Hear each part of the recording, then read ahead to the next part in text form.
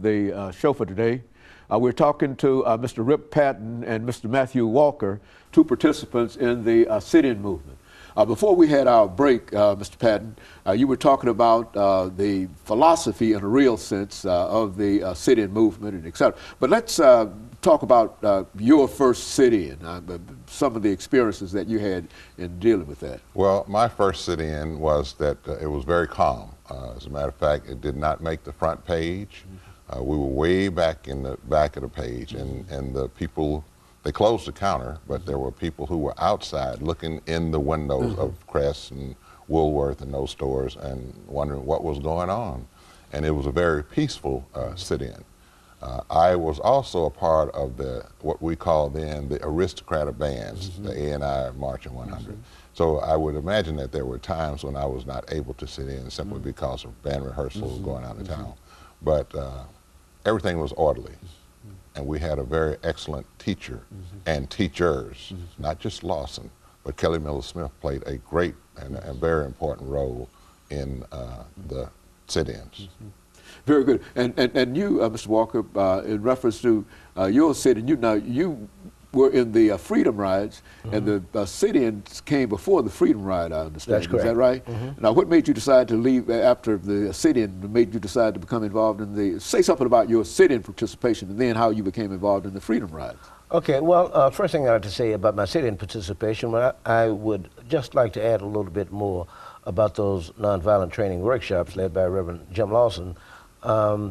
We were well grounded in the philosophy of nonviolence, and some of the things that Reverend Lawson used to bring us on board as to what nonviolent protest was about was a couple of passages, for example, from Matthew and Luke in the Bible, which spoke of turning the other cheek. Okay. Another resource he used was Henry David Thoreau, who had written the essay on civil disobedience, where Thoreau talked about in an unjust society, people of conscience have an obligation, a moral obligation to speak out about those injustices.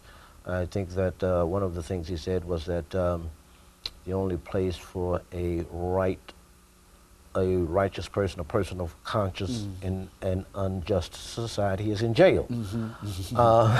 So that was kind of the background. And he also talked a great deal about Gandhi and how Gandhi had used nonviolence. And one of the things that, just to give you an idea about Gandhi's philosophy, is that Gandhi had said at one time that an eye for an eye can end up making the whole world blind. So we were well grounded in a theory of nonviolence, and I think that thorough schooling about nonviolence accounted for the fact that nobody in any of the demonstrations ever retaliated violence with violence. So that's credit to how that really well speaks well of what was going on, especially when you think about the nature of violence. And you can probably tell us, Mr. Patton, about the nature of some of the violence that you met during this movement. Well, actually, I did not meet any violence at all. You got put in jail in the Freedom Rides. I was not put in jail in Nashville. No, oh, yeah, but on the Freedom Rides. The Freedom Rides, yeah. I was in jail, yes. Well, talk about some of the violence you experienced on the Freedom Rides. Actually, first of all, I think we need to let the audience know that when CORE, the word has been used, abandoned the Freedom Ride because of what happened in Anniston, Alabama, the burning of the bus, and in Birmingham when they beat the riders that were on the bus. And CORE flew into New Orleans, and then they dispersed and went back to Washington, D.C. Well, we were, I think at the time, trying to desegregate the movie theaters downtown, and it happened on Mother's Day, May 17th in 1961.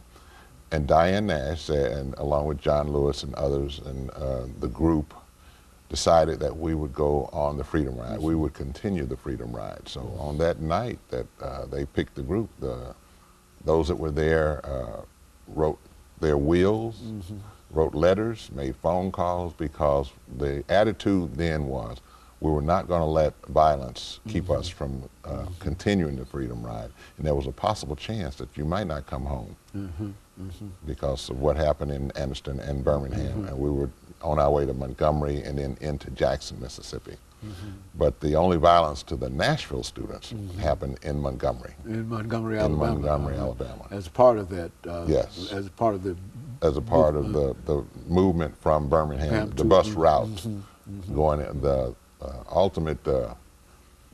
They were supposed to go on into New Orleans, Louisiana, but it stopped in Jackson, Mississippi. And so I think the point was made in Jackson, so there was no need to go on into New Orleans. Well, now when the participants decided to make out their wills, and that was a real serious moment in terms of what the whole activity, was it not? Well, I look at it like this.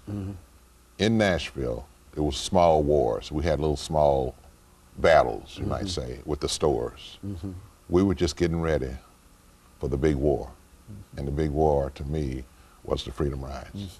Because of the results of the Freedom Ride, it affected this whole nation. Of course, the sit-ins did too.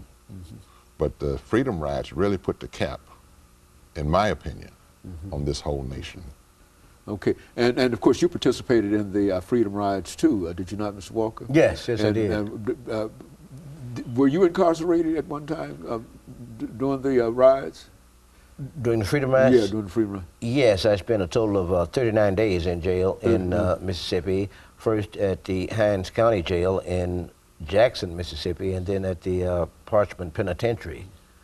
So that was as a result of riding the first bus into Jackson from Montgomery after the Freedom Rides had been stopped by Corps.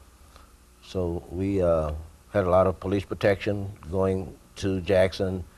As soon as we got to the bus station in Jackson, we walked into the white waiting room and were immediately arrested and carted off to Hinds County Jail. Now, it took a lot of courage, and that's one thing I can't get over. Because, you know, I never participated in the movement, but I was of age. I was at A&M College in Pine Bluff, Arkansas at the same time. And out of the 2,000 students, as I've said, only 8 or 9 actually participated in the sit-ins and et cetera. The rest of us were simply terrorized in reference to it. I mean, we were fearful. And because we were so fearful, we made fun of what they were doing. You see, I mean, you know, you try to justify things and whatever and et cetera. But that's where we were. We were standing on the sidelines for the most of the part, and so the sit-in movements never really had a tremendous impact. But the Freedom Rides and those other movements, because these were dangerous movements, were they not? I mean, people were actually killed in reference to these. Yes. Well, what would you say to the young people today in terms of? And we'll be back with following this second commercial break.